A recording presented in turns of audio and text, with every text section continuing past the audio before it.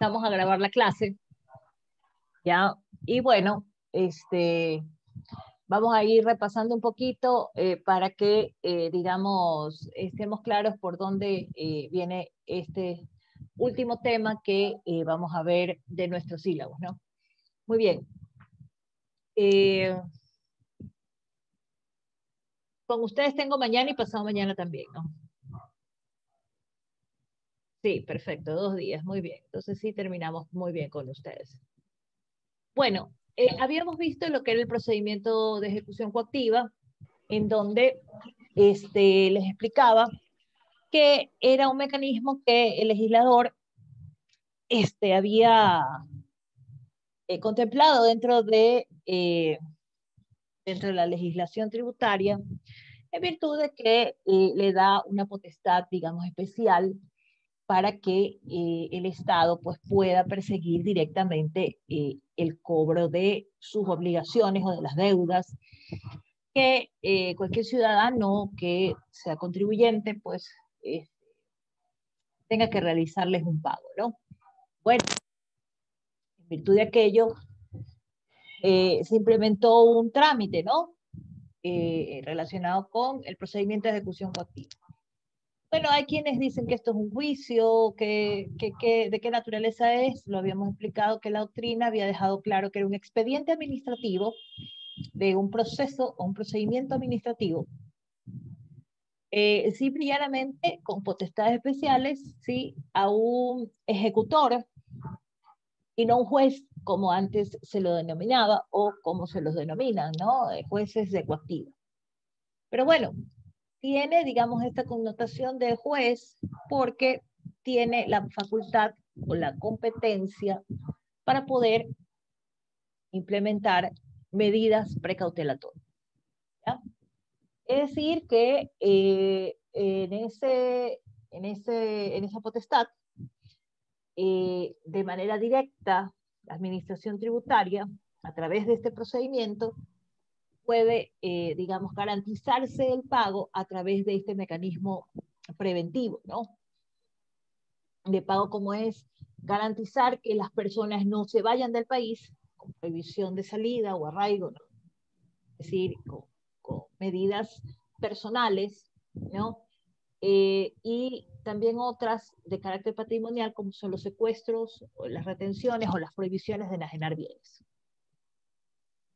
Bien, entonces vimos que este pago se lo puede realizar a través de bienes muebles, inmuebles, movientes, ¿verdad? Conocidos también bienes muebles.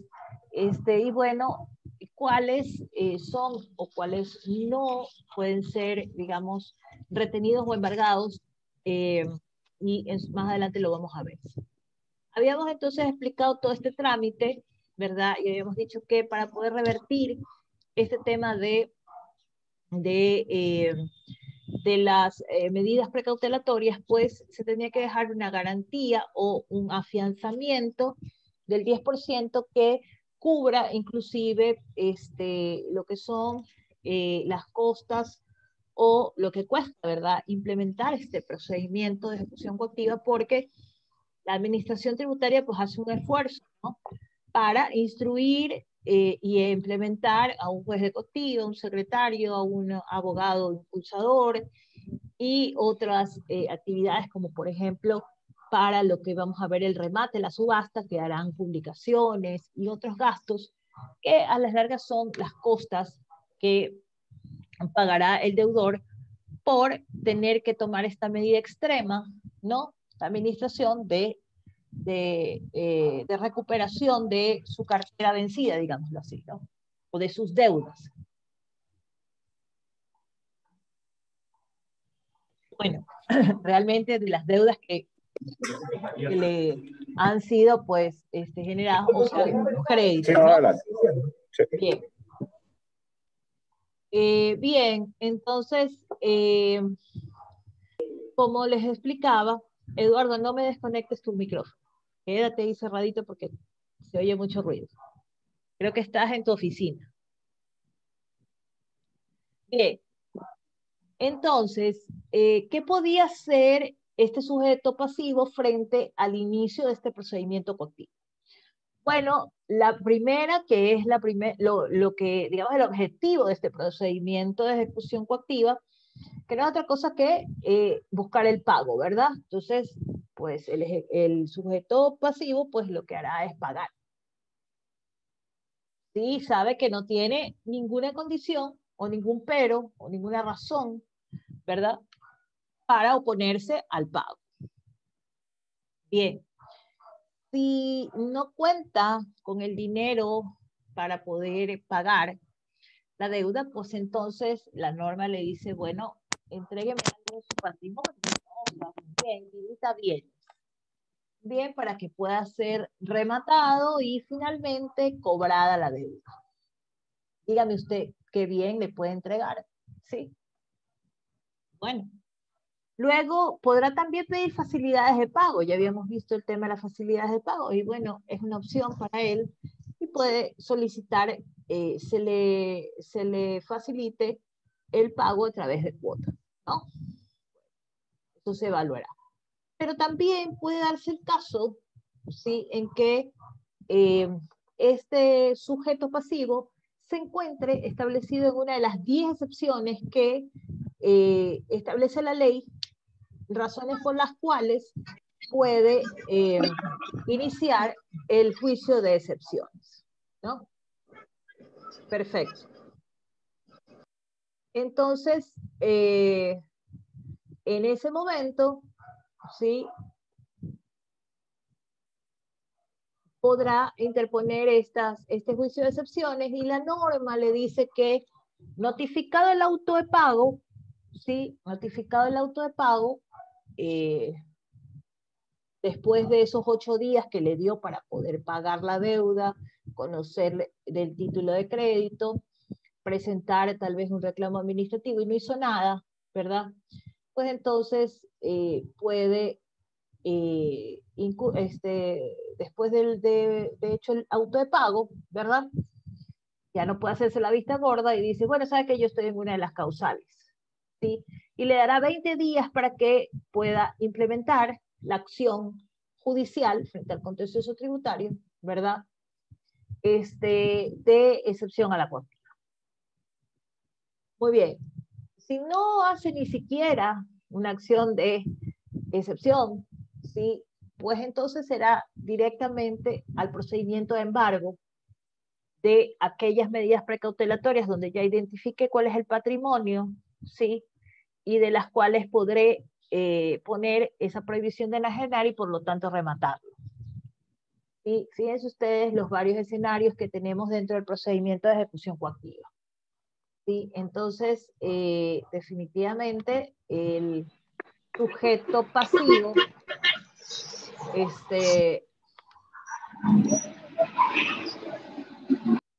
el sujeto pasivo de la obligación tributaria, pues entrará con sus bienes al remate, al embargo.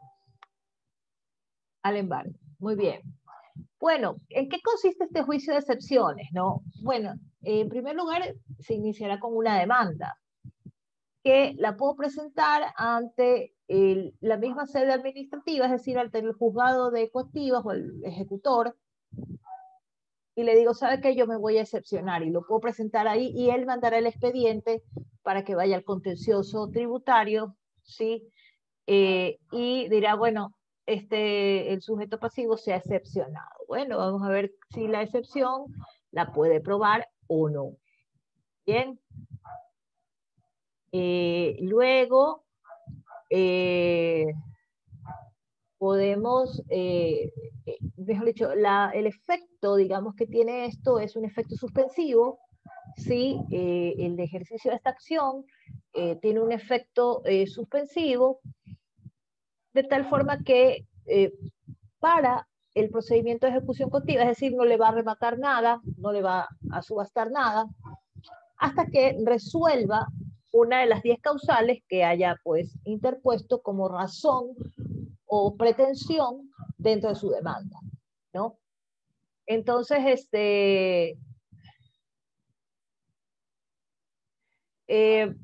bueno, pues, ¿cuáles son esas 10 excepciones, ¿no? que nos da la norma? Bueno, son bastante lógicas, razonables y bastante justificables porque nos ponemos a ver, si nos ponemos a ver, pues estaríamos hablando de situaciones que la administración tributaria no ha realizado, digamos, de manera correcta y que obviamente no generarían un derecho para que se haga este cobro, ¿no? Entonces, por ejemplo, la incompetencia del funcionario ejecutor. Si no le compete, sí, ustedes saben que las competencias nacen de la ley y por eso siempre he venido insistiendo, ¿no? Competencias, competencias, competencias, porque si no es su competencia, pues entonces lo más probable es que no proceda a su favor ningún derecho, ¿sí? Y entonces por eso es que el legislador, con mucha certeza, dice, si no es el funcionario competente, el ejecutor, ¿verdad? Ese funcionario ejecutor no es el competente, pues entonces no puede hacer nada. Por lo tanto, se desecha y ese procedimiento de ejecución coactiva quedará en la nada. Regresará y dirá, usted no es el competente. Entonces, vaya. Claro, ustedes me dirán, no, no ha de ser posible, porque todos sabemos que el Servicio de Rentas Internas no se va a equivocar, el municipio no se va a equivocar, etcétera, etcétera, ¿no? Pero fíjense ustedes que sí puede darse el caso. De hecho, ha habido un caso, ¿no? En nuestra jurisprudencia, en donde ustedes pueden ver, por ejemplo, que hay tributos que se pueden pagar en dos jurisdicciones, ¿sí? O en más de una jurisdicción, porque tienen actividades, digamos, a nivel nacional o en distintas partes del territorio, ¿no? Y entonces hay que ver dónde se interpone esa demanda o ese procedimiento de ejecución coactiva, ¿no? Sobre la totalidad, sobre la parcialidad, bueno, ahí se tendrá que ver. Y sí hay jurisprudencia sobre aquello, en donde también pueden haber impuestos, ¿verdad? O, perdón, tributos que estén divididos entre el gobierno nacional y el gobierno seccional, ¿no? Que es el caso, por ejemplo, de las matriculaciones, ¿no? Vehiculares, tienen parte y parte, ¿no? Hay unos rubros que le pertenecen que van a la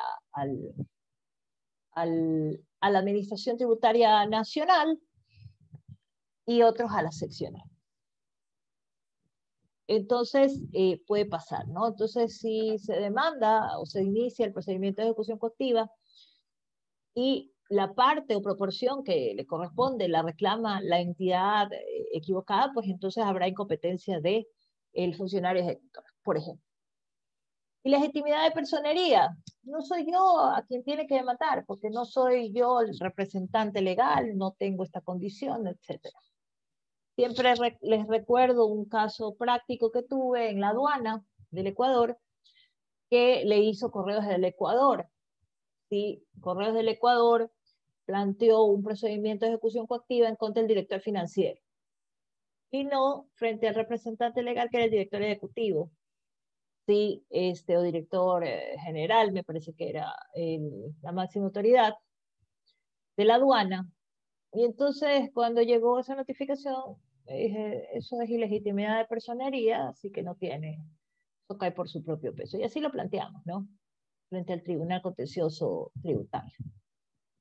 Entonces, no demandó a quien tenía que demandarse, ¿no? Entonces, por lo tanto, no podía proceder ningún procedimiento de ejecución coactiva, ¿no? Claro, y nosotros pues nos acercamos a Correos del Ecuador para solucionar, digamos, las diferencias que existían. De hecho, Correos del Ecuador le debía plata a la aduana y la aduana le debía plata por un contrato, ¿no? Y le dijimos, pues fíjese que no son compensables. Así que déjese de hacer manipulaciones, cosas que, bueno, ignorancia de la ley, ¿no? Ya sabemos que la ignorancia es atrevida, pero la ignorancia de la ley no excusa a persona alguna, o sea, no puede, así sea atrevida, no puede decir que no existe. ¿Sí? Entonces, en esas condiciones, ¿no? Entonces, pero estas cosas pasan en la vida real, ¿sí? O sea, no es que no pasa, entonces, sí pasan y pasan muchísimo. La inexistencia de la obligación por falta de ley o por exención legal, ya hemos explicado desde el día 1 que iniciamos esta materia, dijimos no hay tributo sin ley, y el principio de reserva de ley, ¿no? Que lo conocemos no solamente como principio de la administración pública, sino también como principio tributario. ¿Sí? Es decir, no se puede cobrar ningún tributo que no haya sido creado, modificado o extinguido por ley. ¿Sí? Y en el caso de las exenciones, ¿verdad? Hablamos también de las exenciones y dijimos, bueno, puede ser que por alguna razón, ¿verdad? De carácter socioeconómico o social o económico, que el Estado considere deban plantearse exenciones o excepciones a los tributos, es decir, esa disculpa para este grupo por tener una condición específica, definitivamente no puede ser exigida porque está excluida del pago, ¿no? Bien, también puede ser que haya una extinción total o parcial. Recuerden ustedes que dijimos que en una determinación tributaria, ¿sí? En uno de los procedimientos de determinación tributaria, podía darse el caso en el que las partes lleguen a un acuerdo en cuanto a una parte de la deuda y la otra podía ser impugnada y demás, ¿verdad? Entonces, digamos, la extinción total o parcial, si es que se inicia un procedimiento de ejecución coactiva y no se toma en cuenta esa parcialidad o la totalidad de su pago, pues entonces también podrá procederse como una excepción a la coactiva. Encontrarse pendiente de resolución o de reclamo o de recursos administrativos, eso también lo expliqué cuando expliqué los recursos y los reclamos, ¿no? Y les dije que cualquier impugnación que se haga tiene un efecto suspensivo hasta que se resuelva, ¿verdad? Y por lo tanto, la administración tributaria no puede iniciar ningún procedimiento de ejecución coactiva hasta que no esté resuelto. ¿Ok? Haberse presentado ante el contencioso tributario la demanda por impugnación de resolución administrativa, ¿sí? También, ¿no? El acto resolutivo, que también lo habíamos visto, el acto resolutivo puede ser impugnado tanto en sede administrativa como en sede judicial. Por lo tanto, si está en el contencioso tributario, pues tampoco puede resolverse hasta que la sentencia le dé o no le dé la razón, como a la chimoltrufia, tengo o no tengo razón, ¿ven? Entonces, efectivamente, ¿no? Entonces, si le da la razón, entonces no habrá procedimiento coactivo. Pero si no le da la razón, pues entonces deberá continuar ese procedimiento coactivo porque le corresponde a la administración tributaria, ya una vez resuelto por el juez, por los jueces, no dicho, porque son los tribunales contenciosos, la decisión y obviamente podrá ejecutarse. Duplicación de títulos, ¿no? También puede ocurrir, ¿no? En más de una oportunidad se ha emitido un mismo título de crédito bajo unas mismas condiciones y definitivamente no va a pagar 2 o 3 veces la deuda, por lo tanto, si la ha pagado o ya está, digamos, instaurado otro procedimiento coactivo, pues entonces no puede subsistir más de un procedimiento coactivo sobre una misma deuda, ni puede, digamos, iniciarse un procedimiento coactivo si es que existe ya un título duplicado, ¿no? Y finalmente la nulidad del auto de pago, es decir, en el momento en el que se le ha notificado al deudor, se le ha dado 8 días para que pague, para que dimita bienes, para que pida facilidades de pago o para que presente algún reclamo, ¿no? O alguna acción ante el contencioso tributario.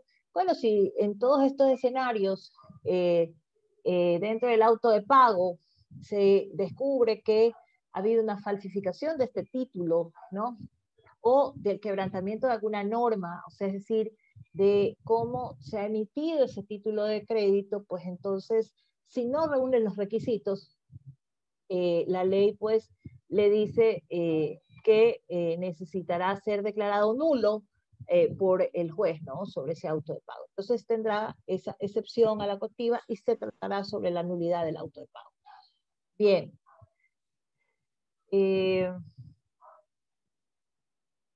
tenemos en el procedimiento de ejecución coactiva dijimos que si no hace nada el sujeto pasivo de la obligación tributaria, pues entonces se procederá al embargo, ¿no?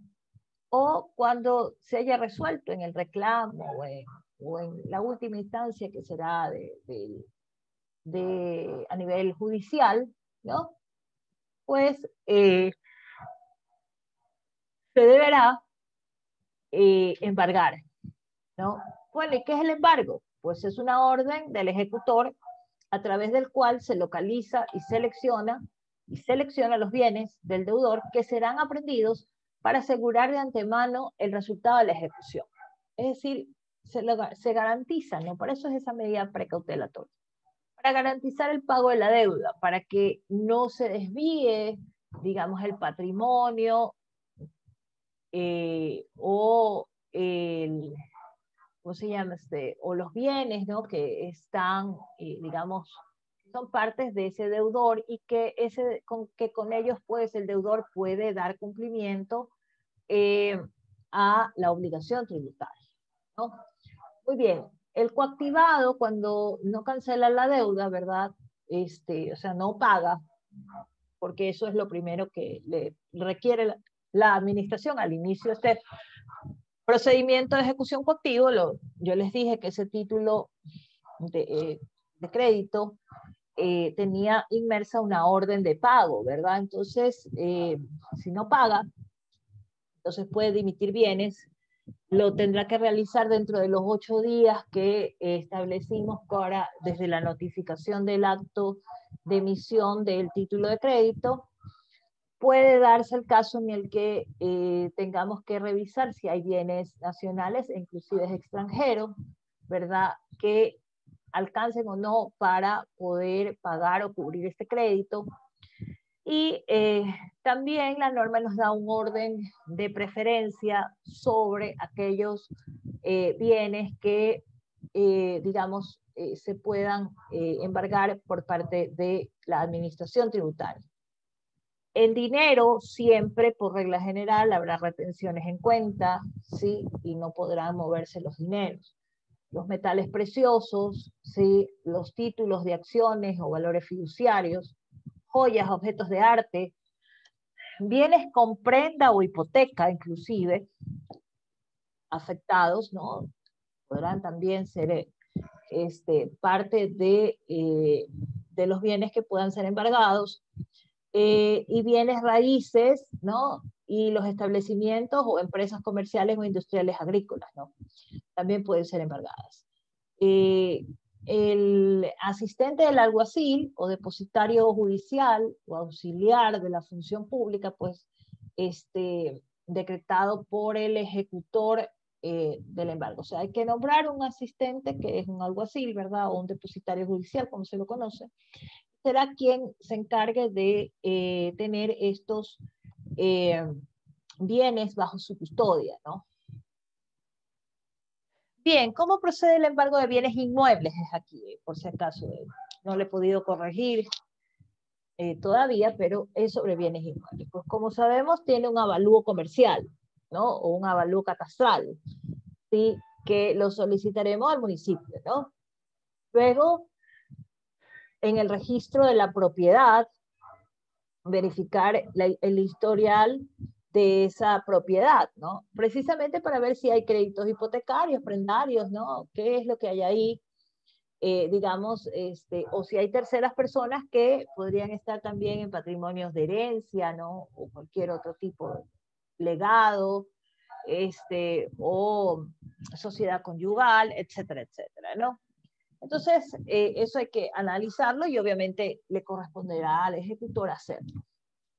Luego, tener una notificación a estos interesados, ¿no? O terceros, ¿sí? Que están dentro de este gravamen, porque ellos también tienen que conocer que la administración tributaria ha interpuesto una acción, ¿no? O estas medidas precautelatorias a fin de que ellos pues, puedan intervenir como tercerías, ¿no? Dentro de los procesos judiciales sobre todo. Y también en el procedimiento continuo.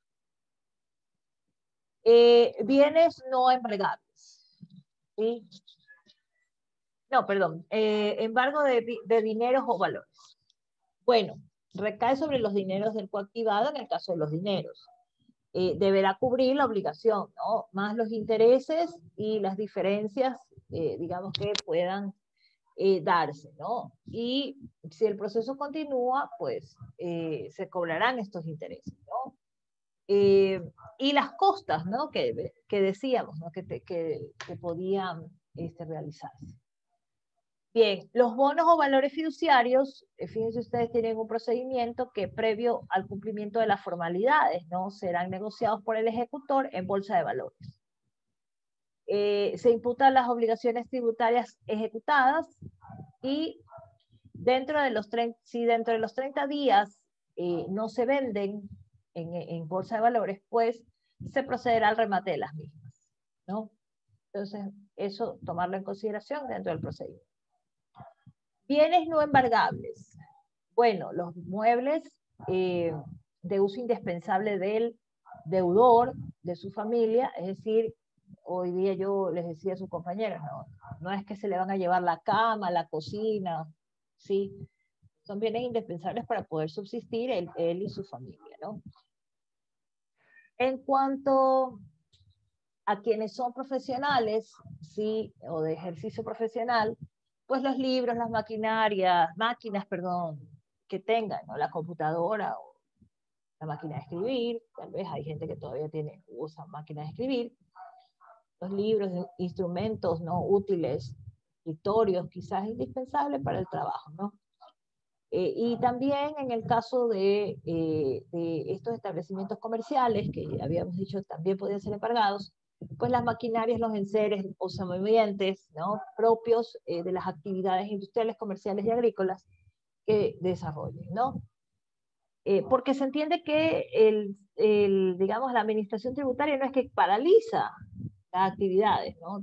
Porque tienen que generar dinero y hay que generar dinero precisamente para pagar las obligaciones, entre esas las obligaciones tributarias. El embargo de empresas se requiere de la intervención también de un depositario o de un alguacil, ¿no? Como interventor, ¿no? Actuará de manera conjunta, rendirá unas cuentas de su gestión, ¿no? Y tendrá derecho a percibir, pues, unos honorarios por haber intervenido o estar, digamos, en la intervención de estas actividades económicas, ¿no? Y la intervención, cuando cesa, pues será con la cancelación del crédito total, ¿no? Entonces, ahí se entenderá que ha terminado dicha intervención. Muy bien.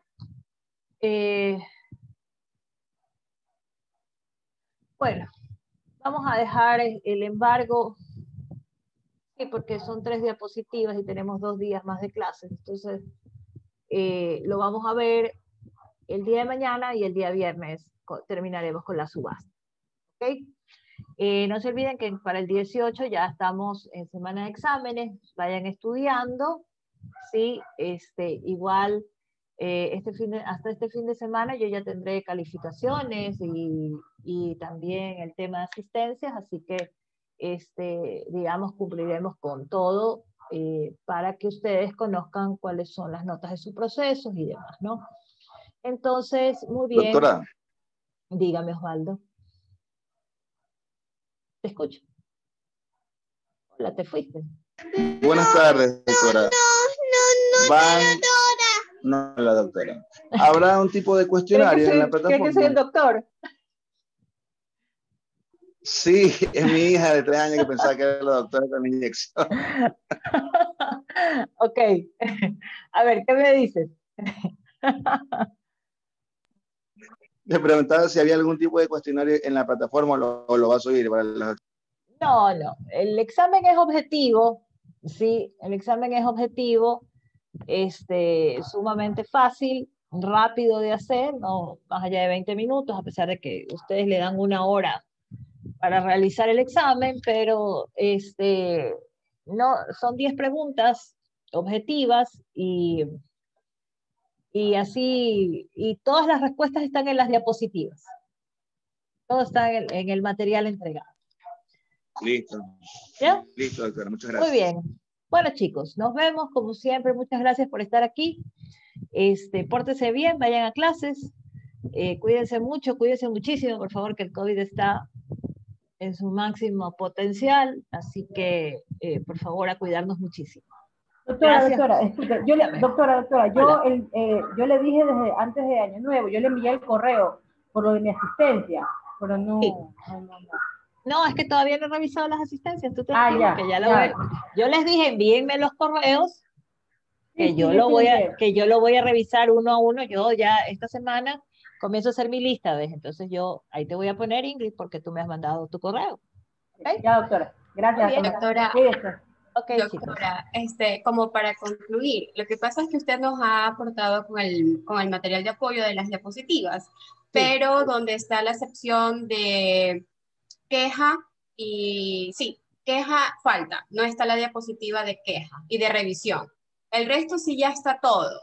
Ya. Está también incluso subida las clases y se puede verificar para revisar el material con antelación, pero en esas dos aún no se ha subido ni las clases ni tampoco se ha subido el material de diapositiva. Sí, ya de hecho las grabaciones están actualizadas, ya se las voy a acomodar en la plataforma también y porque es que tuve problemas con mi computadora. Esta semana también he tenido bastantes problemas. Tuve que pasar todos los videos a un disco duro. Ya hasta se llenó la memoria, imagínate, con los videos. Y entonces me daba problemas, no los podía cargar y no podía subir, y entonces estaba como loca, pero bueno, ya lo pude solucionar por ejemplo, ahorita se descarga esta clase y yo ya la voy a subir, yo la subo en YouTube.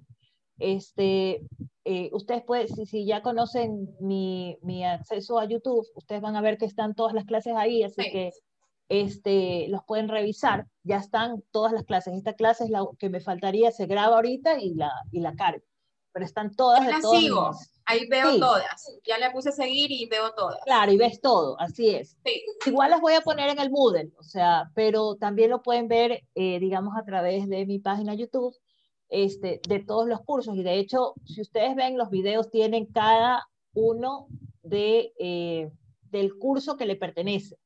Sí, entonces, por ejemplo, los de ustedes son de práctica tributaria, usted va a leer ahí que dice práctica tributaria. ¿Ya? Sí. Muy bien, entonces, Gracias. sí, entonces, bueno, con eso completaríamos, digamos, nuestro sílabus, ¿no? Ya esta semana termino, fíjense, una semana antes, hemos terminado con tiempo, y bueno, y también con los trabajos que ustedes han hecho y todo lo demás. Entonces, la próxima semana haremos, digamos, repasos y revisiones, ¿no? Una que otra actividad por ahí sencilla, ¿no? Y terminaríamos con el primer parcial y bueno, ya después continuaríamos con las clases, ¿no? Muy bien, entonces, como les dije, gracias, buenas noches, nos vemos mañana en clase para avanzar y terminar esta semana, ¿ok? Gracias a ustedes. Chao. Hasta mañana, feliz día de Feliz Día Reyes. de Reyes, chicos, sí. Vayan a comer rosca.